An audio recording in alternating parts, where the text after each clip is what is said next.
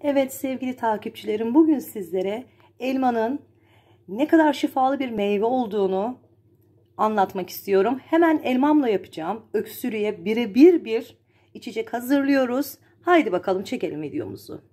Evet, öksürüğe birebir gelecek bir karışım hazırlayacağız. Elmamın yarısını rendeledim ve kabuklarını bir kaseye ayrı olarak koydum. Çünkü kabuklarını suda haşlıyoruz.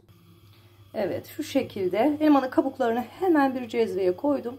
Üzerine geçecek kadar bir miktar su ile hafifçe bir 10 dakika kadar haşlıyoruz, kaynatıyoruz efendim.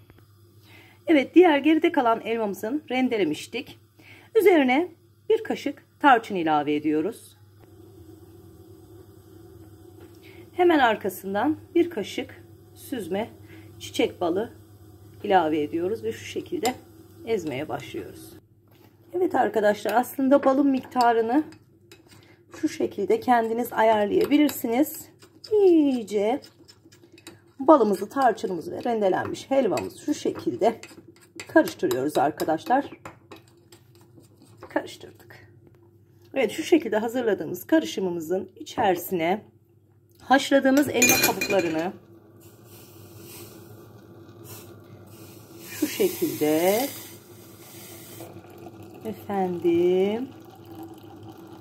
birleştiriyoruz, ilave ediyoruz. İşte doğal öksürük şurubumuz hazır arkadaşlar.